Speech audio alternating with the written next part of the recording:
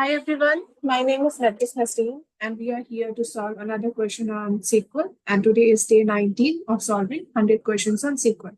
So let's see what is the question that we are going to solve today. So it is number of violations, and this question got asked in city of San Francisco. So let's see the question. So the question is, you are given a data set of health inspections that includes details about violations. Each row represents an inspection, and if an inspection results in a violation, the violation ID column will contain a value. Okay. Count the total number of violations that occurred at Roxanne Cafe for each year based on the inspection date. Output the year and the corresponding number of violations in ascending order of the year. Okay. So we have this table. Okay. So this is a data set of health inspection and the details about the violations. Okay. So wherever there is a violation, there is a value in the column that is violation ID, if there is any. Okay. If there is no violation, there will be no value. For example, here there is no value, that means there is no violation. So what we have to do, we have to see the business name, and we have to find out for business name, which is Roxanne Cafe. For this, in each year, how many violations were there? Okay, so for example, first of all, I'm going to filter out on business name. The business name is equal to.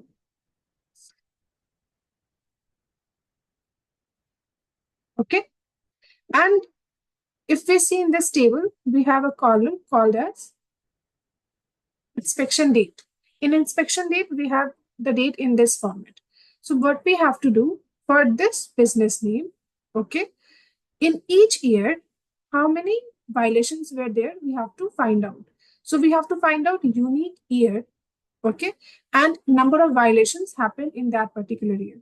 For example, from this date, we have to extract the year. So it will be 2015. Here it will be 2018. Here it will be 2016, and so on.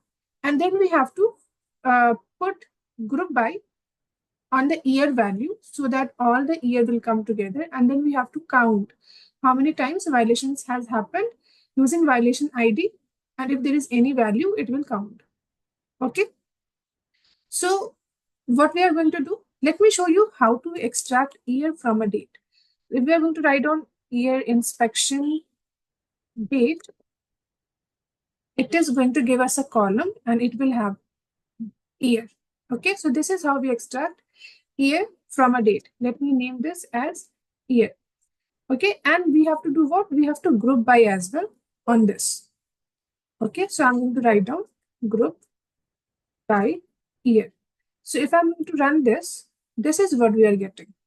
Okay, it is grouped by on year. So if you see, we will have only unique year 2015, 2018, and 2016. But this is not what we want. We want year and the number of violations happened in that year. And that will get from violation ID column. And we have to find the count of it. So I'm going to write down violation ID and the count of it. Okay. This will go here, not here. See, so this is what we are getting. In 2015, there were 5 violations. 2018, 3, 2016, 2. We have to do one more thing. We have to order by on year in ascending order. So we are going to write down order by year. And this is what we are getting. So this is the query that we have to do, and this is the output that we are getting. Okay, for this cafe, we have to find for each year, for each unique year, we have to find out number of violations, and we are getting it. So now let's see the expected output. So yeah, it is matching. Okay, we can change the column name if you want. Otherwise, we can keep it as it is. Column names doesn't matter. It will get accepted. So yeah, it is matching. The values are matching. Now let's submit this to see whether our query is correct or not. So yeah, it got accepted. So our query is correct. So this is how we solve this problem. It is a simple problem. It's just that you should know what the question is asking, that you have to do it for the unique year, okay, for this particular business name, and it should count the number of violations that has happened. And you have to put violation ID so that it will only count those rows where the values are present. Okay, so yeah, so this was the solution. So if you have any question in this, you can put it in the comment section. If you have more solution to this problem, you can put that too in the comment section. And I hope you understand this video. If you like this video, keep liking. Do not forget to subscribe. Have a nice day. Take care. Bye-bye.